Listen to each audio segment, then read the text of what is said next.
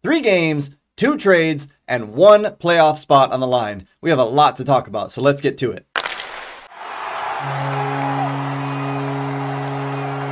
Hi everyone, Sammy Flair here. Welcome back to Bolt Action, the series where, for the very first time, I am in full 1080p at 60 frames per second, which, as good as that looks, it may actually highlight some of my insecurities, so we're gonna see what happens. Before I forget, by the way, I probably should do this more if I'm trying to actually grow this channel in this series. I appreciate any of the likes and comments and subscribes that you could throw my way, and it physically pains me inside to be doing that kind of self-promotion, but here we are.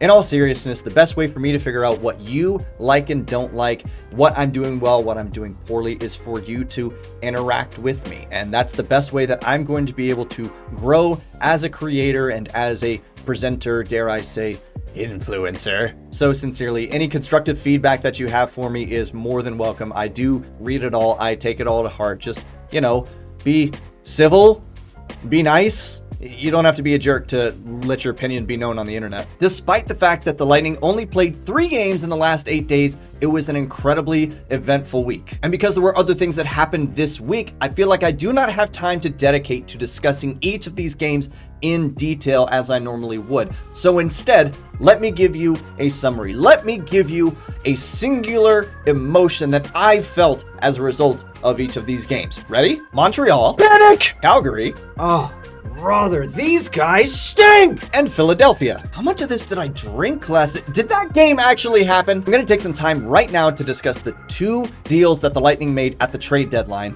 I guess technically there was a third as well, but it doesn't have a real effect on the here and now. Whatever, I'll cover that extra deal in like 30 seconds, and then we will spend time taking a look at the final 17 games. First, let's talk about the deal that doesn't really affect the Lightning at all. If you were paying attention during the trade deadline, you may have seen that the Edmonton Oilers acquired Sam Carrick and Adam Henrique from the Anaheim Ducks, except technically, they acquired Adam Henrique from the Tampa Bay Lightning. Essentially, the Lightning were acting as a broker in this deal, so they officially acquired Adam Henrique from Anaheim, subsequently dealt him away to Edmonton, and the Lightning will retain 50% of Adam Henrique's salary for this season alone. So in grand total, the Lightning only spent about a $1.5 million on this deal, and what they got in return is a 2025 4th round conditional pick from Edmonton. The condition is that if Edmonton wins the cup this season, then that draft pick becomes a 2026 4th round draft pick. Like I said, this does not affect the Lightning right now. It was a decent way to use some of that LTIR space, and you got yourself a draft pick for the trouble. So cool, we're moving on. As far as the deals that have an effect on the team right now, first of all, from the San Jose Sharks, the Tampa Bay Lightning acquire forward Anthony Duclair along with a 2025 7th round pick in exchange for a 2024 3rd round pick and prospect defenseman Jack Thompson. I'm not terribly upset about acquiring Anthony Duclair at that rate. Plus, you get a 7th round pick next year, but it's trading away Jack Johnson where I'm like, okay, he could have been a tremendous asset for the team down the line. Right-handed defenseman, showed a lot of promise. I think he was towards the top of the list in the top 25 defensemen under 25 years of age. So yeah, San Jose is getting a really good prospect. But Jack Thompson was not going to have an effect on the team that would allow them to push for the playoffs and attempt to make some noise right here and right now. Anthony Duclair, though, he will, and he already has. So what do we know about Anthony Duclair? Well, before playing for San Jose, he was a member of the Florida Panthers for the last 3 seasons, including that incredible Stanley Cup final run last season. He was injured for most of last season. He only ended up playing 20 games during the regular season and then matched that by playing 20 games in the playoffs for the Panthers during that cup run. But during those 20 games, he put up 4 goals, 7 assists for 11 points during 20 games, and that puts him right around his career scoring pace, basically a half a point per game player. Historically, he has been a middle 6 forward, at least on teams that were more competitive. But seeing as he's played for teams like Arizona and Columbus and most recently San Jose, oftentimes he has been seeing more top-line minutes than anything else. In that playoff run with the Florida Panthers last season, he saw the most of his minutes playing alongside Sasha Barkov and Carter Verhaeghe. I believe it was on the top line, but it could have easily been the second line. So he's capable of playing top 6 minutes in Tampa Bay as well. I've made mention at several points throughout the season that the Lightning are not an overly physical team. They are not the same team from some of the previous cup runs where the forecheck was aggressive and it was physical. This is a team that lives and dies by high volume of shots, by speed, and by cycling. That's cycling the puck, not taking a bicycle on the ice. You knew that. First of all, Anthony Duclair is fast, and he's ridiculously fast. I think when I was looking at it last, his top speed was in like the 95th percentile of the entire league, which is really freaking good. But even his bursts, his number of bursts that were over 20 miles an hour is also top 15. So I guess 85th percentile plus, something of that nature. He's fast. Okay, that's the point I'm trying to get across. Number 2, Anthony Duclair is not afraid to play in front of the goal. And I mean that in multiple ways. You could see it on full display during the Philadelphia game. On his first goal as a member of the Tampa Bay Lightning, he goes off a rush and he sits in front of the net while Steven Stamkos attracts all the attention, and he just waits. And he waits for his opportunity. Stamkos finds him on a beautiful pass, by the way, and Anthony Duclair is just there. He knows where to go and he knows what to do in that situation. But there's more to being an upfront presence than just being in the right place at the right time. There are other things to consider, like can you provide a good screen on the goalie? And Anthony Duclair, he's not the biggest guy, but big enough that he will cause an annoyance at the very least. Can you deflect pucks well and get it past the goalie? Well, he's very good at doing that as well, and he's pretty tough to knock off the puck. So those will be tremendous assets no matter what line he plays on, but specifically when he gets to play on the power play, that's where it's going to pay dividends. Number 3, and something that I've been harping on recently, is controlled entry into the offensive zone and helping to set up the Lightning's offensive structure. On the top line, all 3 of those players do it really freaking well. Once you get past that top line, that skill level drops tremendously for getting into the zone and establishing a presence and helping set up the offensive structure. So that is something that Anthony Duclair can bring to the team right here and right now, whether he starts to play on the second line on the right side, which is where I foresee him being as long as he's here, even down to the third line if you really needed him to. I will admit, I was hesitant. I didn't know how to feel about the Lightning acquiring Anthony Duclair when I first saw the deal. Granted, at the price, it is pretty good. Like, you got to give credit where credit's due. But if you watch my last video, you would know that I had basically said I didn't think the Lightning needed to acquire any forwards whatsoever. My opinion was that they needed to focus on defensemen. They needed to shore up a lot of defensive issues. They needed to plug some holes, and forward was probably not a pressing issue. But what I will say is, in hindsight, and after watching that game against Philadelphia where Anthony Duclair grabs a goal and grabs an assist, I think he has the potential to definitely affect the team right here and right now, but he may be able to provide some longer term value. He's 28, 29 years old. He's on the right side of 30. That's basically what I'm trying to say. And we still don't know what's going to happen with Steven Stamkos. I'm not suggesting that Anthony Duclair is a replacement for Steven Stamkos, because he absolutely is not. But if you are trying to build a better forward group around Steven Stamkos and factor that into contract discussions, Anthony Duclair is a pretty good place to start. Rookie Mitchell Chaffee has been getting a lot more minutes, and specifically he's been playing up on the right side on the second line. That's the spot that I anticipate Anthony Duclair to take over, which is going to slide down a couple other players and help fill out a third and fourth line that is hopefully deeper than it looks right now. The other player that the Lightning acquire at the trade deadline. This one, not necessarily a surprise as far as position, but a surprise for me as far as name is concerned. From the Arizona Coyotes, the Tampa Bay Lightning acquired defenseman Matt Dumba and a 7th round pick in the 2025 draft in exchange for a 5th round pick in the 2027 draft. In the immediate, the Coyotes essentially only dumped cap space, something that they didn't even really need to do. Otherwise, they're not going to see a return on this deal for 3 more years. It's not a fleecing by any stretch of the imagination, but what I will say is that with the Tanner Jeannot deal still fresh in everyone's memory, it's nice to see that Julien BriseBois has not gone crazy and he still has the ability to get good trades done. Both of these deals for Duclair and Dumba, they were both really good deals. So what do we know about Matt Dumba? Well, He played the first 10 years of his career on the perpetually almost there Minnesota Wild before signing with the Arizona Coyotes this year. Now, historically, Matt Dumba has been an offensive defenseman type, which is essentially the same thing that he would be replacing in Mikhail Sergachev.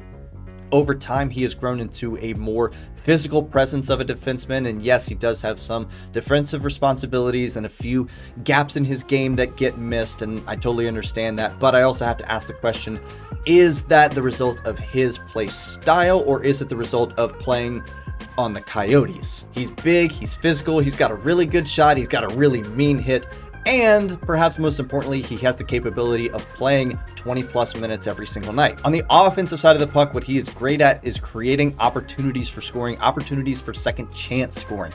By that, I mean his shot, as good as it is, he's normally shooting either for a rebound, so a net front presence like an Anthony Duclair can get down there and clean it up, or he's shooting for a deflection, which, again, something Anthony Duclair really good at. In the defensive zone, he is not going to chase down a ton of pucks, but he is going to lay some big hits down there. But he does have one thing that I'm excited about, and I've been talking about this recently. He has an ability to exit the zone quickly and efficiently. He's confident with the puck on his stick in the defensive zone. He's calm, he's cool, he's collected, and he knows what his next move is going to be, and he's not going to turn over the puck too terribly much, which is something, again, I've been talking about, and we've been noticing a lot as of late, both from the defense pairings and from the forward group, that there's almost this rush to get out of the zone quickly. Additionally, I think he is skilled at area denial, which will be an asset as opposing forwards are trying to get into the zone. They're trying to enter cleanly, so either he's going to hit them and disrupt the entry, or he's going to force them to chip and chase, and that just once again allows him to be more physical and knock them off the puck. In his first game as a member of the Tampa Bay Lightning, playing against the Philadelphia Flyers, Matt Dumba did not get on the score sheet. However, he did finish at a +1. He drew a penalty in the third period, and he got himself in a cheeky little fight with Flyers captain Sean Couturier. And even though, look, I don't think that was a serious fight by any stretch of the imagination, it was at least a way for Matt Dumba to endear himself to his teammates and to let them know that he is there to play, he is there to have their backs. Both Duclair and Dumba are unrestricted free agents at the end of the season, meaning there is incentive for them to play well right now and to help the Lightning get on a deep playoff push. Anthony Duclair at 28 years old, his contract is currently $3 million. Matt Dumba at 29 years old, his contract is currently $3.9 million, meaning that both of them together, their total worth is $6.9 million.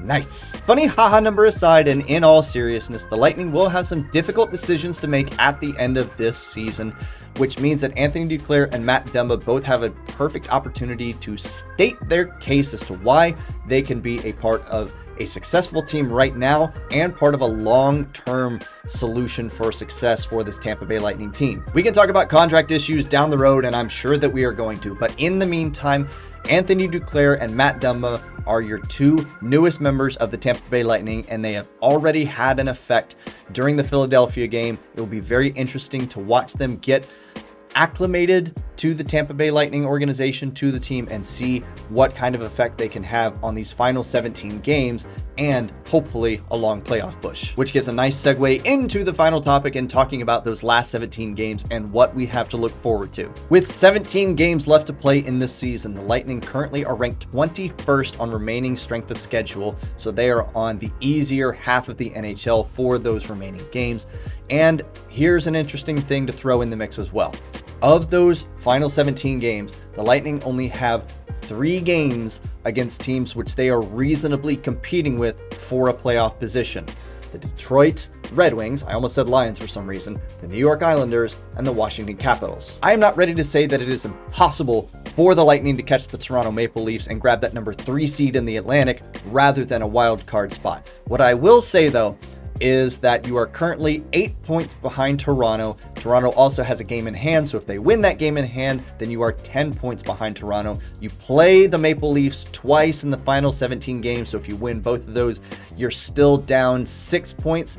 You got a lot of making up to do. It seems unlikely, but it is certainly possible. The rest of March is going to be rough for the Lightning, and we are going to see what they're made out of. They have a nice long break since they played Philadelphia on Saturday, and then they host the New York Rangers on this coming Thursday. 1 day break, Florida, in Florida. 2-day break. Then you go on the road for Vegas, San Jose, LA, and Anaheim. You should beat San Jose and Anaheim. Then you come back and you host Boston and the New York Islanders. April gets a little bit easier, even though the schedule is packed a little bit tighter. You finish up that homestand by hosting Detroit. Then you go on a back-to-back on the road against Toronto and Montreal. Finish that road trip in Pittsburgh, come back home for Columbus and Ottawa, go to Washington, and then finish up the season at home against Buffalo and Toronto. According to Data Driven Hockey, the Lightning currently have an 83.6% chance to make the playoffs. Over on MoneyPuck.com, that chance goes up to 87%. The magic number right now seems to be 92 points in the standings gets you into the playoffs, meaning that with 17 games to go, the absolute worst that the Lightning can do to get those 92 points is to go 8-7-2 in their final 17 games.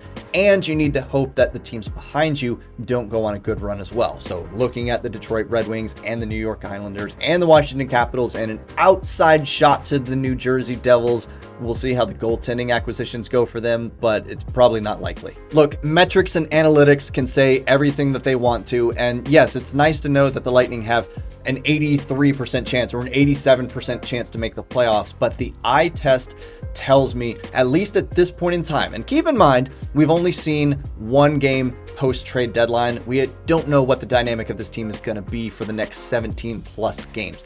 But the eye test has told me in recent memory that this Lightning team goes on massive streaks of hot and cold. That's not going to suffice in the playoffs. You need consistency. So even when you lose games, you're still playing a consistent style and you're competitive the whole way through. And while I'm not here to make predictions about how the Lightning will do in the playoffs, if they make the playoffs, we'll cover that a little bit further on down the road. What I will say is that at least for right now, if I am examining this team and their potential playoff success, I have a really hard time seeing it go past the first round again, but once again, we still have 17 more games to play. They could turn everything around. They could be that classic team that they just get in and they know exactly what switch needs to be flipped and they go on a deep playoff run. I have no freaking clue with these guys, but the key is if you're going to do that, you got to make it to the playoffs first. Next week's video will most likely be late. I will be on the road for travel for both of the games that the Lightning have, so I may make a midweek video. I may combine the next 2 weeks into the same video. I'm not entirely sure what I'm going to do yet, but next Bolt Action video will not be this coming Sunday. Will be at some point further on down the road. I do have some other videos in mind as we're gearing up for a playoff race and for award season, so on and so forth. So stay tuned for some of that stuff. But in the meantime, let's just focus on hoping that the Lightning play well in these final 17 games and they make the playoffs. If there was any way that I could offer them some kind of energy or anything that would be helpful to them, I would do it in a heartbeat because I desperately want to see this team be competitive in this year's playoffs. That's it. That's all I got for this video. Thank you so much for watching. Thank you for giving me just a little bit of your time. I hope that your team did all the things that you wanted them to do over the trade deadline. And if they didn't, well, screw them. Find another team to root for. I'm kidding. Don't do that. Stay loyal to your team. But until I see you again, remember, go Bolts, and gotta make the playoffs first. 17 games left. Clock's ticking. I'm not actually wearing a watch.